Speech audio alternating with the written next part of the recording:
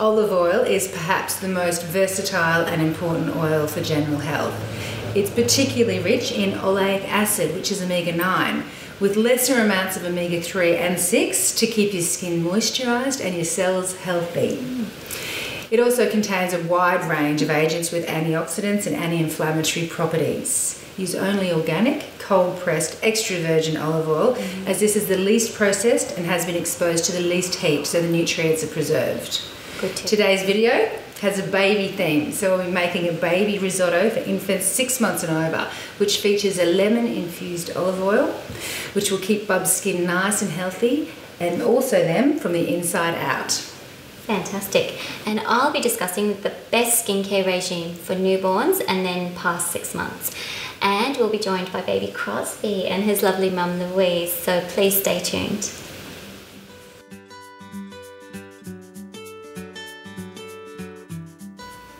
Some parents worry about their children being fussy eaters or not getting enough nutrition, especially when they just go blah.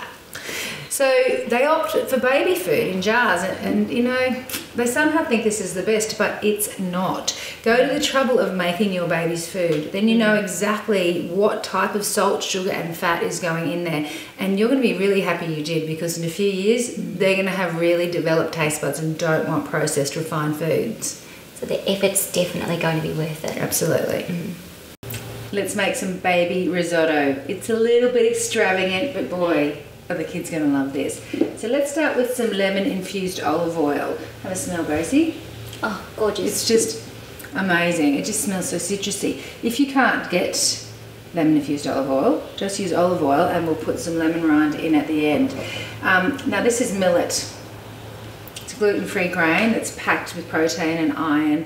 It's a wonderful grain for the little ones.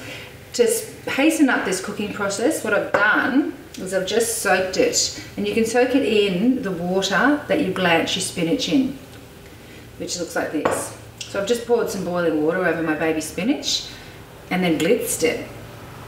Yeah, nothing really. And in here I've got some vegetable stock. You can either have the leftover from the spinach, or you can buy an organic stock cube, or you can make your own, of course. Let's pour the millet in. We're going to make quite a bit. Well, in baby terms, quite a bit anyway. So you don't have to keep cooking all the time. And plus the babies are going to love this so much they're going to want more. So you might as well make a bit. Put a little bit of liquid in, stir it until the liquid is absorbed and the grain absorbs all the liquid, and then add a little bit more. Okay, chia seeds. So these are about 200 times higher in calcium than cow's milk. So great if your baby's dairy-free, which I recommend, and also very high in omega-3s. So if you're not eating fish, that's a good plant-based source of omega-3. Really high in fibre as well, to help with their digestive health. I've just put a little teaspoon in that, really, or a teaspoon and a half. It will swell up. See how that's dry already? That's what we want. So I'm going to put in about, what's that, about 1/3 of a cup.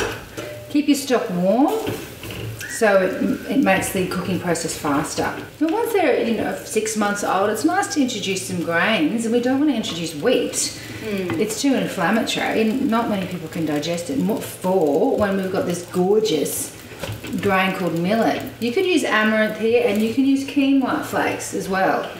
Because it's a flake, this isn't millet grain, this is flakes. So I'll show you again. So like oats, it's been flaked up, like that.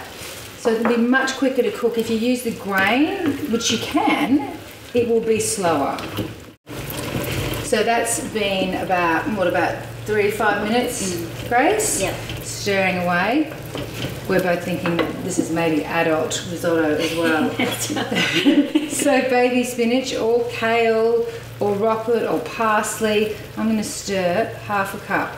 And when you start your little ones, on greens very young, they're not going to start spitting it out when they're 18 months. Well, less chance of spitting out anyway. Okay, so let's have a little taste, Grace. I want you to taste anyway. It's hot, hot, hot, hot. Yeah. So I haven't added any salt. Children don't, babies especially, don't need salt.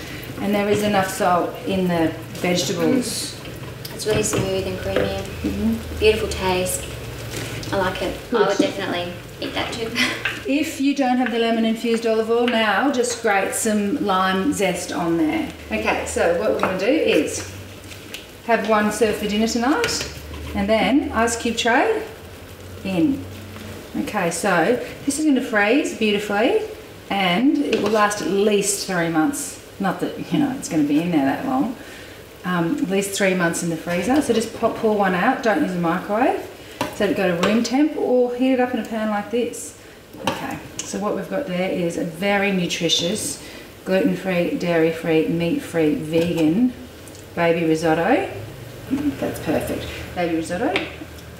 Yum. Yay. Today we're talking about the best way to care for your baby's skin, and it's amazing how simple this is. You really don't need very many products. Actually, this is all you need to wash your newborn: olive oil. I use this with both my children and it works amazingly well. This is basically an oil cleansing method for babies. You just add 2 drops of this to their bath water. It's going to naturally cling to their skin and coat them, and then when you remove them from the bath, just gently pat them dry. They're clean. But for children 6 months and over, most parents are going to want to do more than an oil cleanse because the babies are starting on solid foods, and with that comes a lot of mess, right?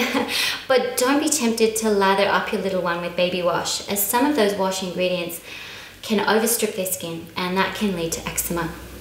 Water removes 65% of dirt and oil, so the rest you can remove with just the merest smidge of this. This is our sensitivity cleansing bar. It has just 3 ingredients: olive oil, shea butter, and coconut oil.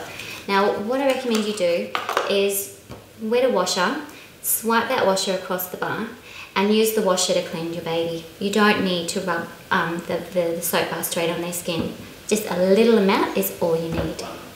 And now we're going to be joined by Louise and Crosby, which is a really special treat for us. Hello. Hi, how are you going? Good, nice to see you. Thanks for joining us.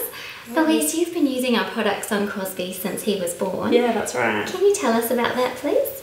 Well, our family were using the Pure and Green product range since we discovered them.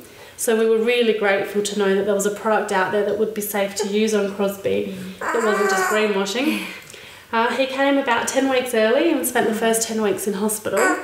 While we were there, we used the Pure and Green sensitivity cleansing bar, which was fantastic on his skin to help get rid of tape residue, and it was really, really good on his skin. And because the hospital air conditioning is so dry, we used the sensitivity moisture lotion, and that just left his skin so soft and lovely. Oh, that's good to hear. And he still looks gorgeous. Thank you. Anyway, oh, thank you so much for sharing that No with problem. us. That's really lovely. Lovely to see you. Bye for now. Bye. That little baby Crosby was a bit cute. He was gorgeous. Gorgeous skin. Yeah. It's all this beautiful skincare. It is. And you know what? Crosby and his mum are going to love this next product. We're releasing our new Nappy Balm. Ooh. Have a look at that. Now this features olive oil infused with calendula, because both of those ingredients are really healing and they help reduce inflammation and infection. It's also preservative free. Yep, so there's no water. It's a true barrier product, so your baby's bottom's going to stay dry but still be able to breathe, so lovely healthy skin. So when you say enable it to breathe still, the other more popular so far balms for nappy rash, they don't let the baby skin breathe? No, a lot of them are made in a base of petroleum jelly, yeah, which people don't know because it's not listed on the labels. Now, your baby skincare routine should finish with our sensitivity moisture lotion. I use this as a massage cream. Massage is probably the only thing that olive oil isn't great for. It doesn't massage into skin very well. It's a bit thick, so it works better as a cleanser or a barrier product. That's where this lotion comes in handy. We use this as a massage to finish every bath time at my home. And it's also great for mums who might be breastfeeding and have dry, cracked nipples. You can use that to give yourself relief, but also know that you're not passing any, chemical residue onto your baby, because it's totally safe, certified organic. That's wonderful. Have real peace of mind. Absolutely. Yeah. Now, it's worth mentioning at this point that if your baby has extremely dry or eczema-prone skin, you could actually massage their legs and arms or wherever else they're dry first with this Nappy Balm. So it's not just for bottoms. You can put it on your body, and adults can use it too, and then apply the moisturiser on top. It's going to keep their skin lovely and moist and protected for a longer period of time. And you know, I reckon, Grace, when you do the packaging, you could write not just for bottoms. Good idea. So, to care for your precious baby's skin, I recommend Pure & Green's beautiful new Nappy Balm, as well as their Sensitivity Cleansing Bar and Sensitivity Moisture Lotion. For more information, please visit the Pure & Green website, pureandgreen.com.au.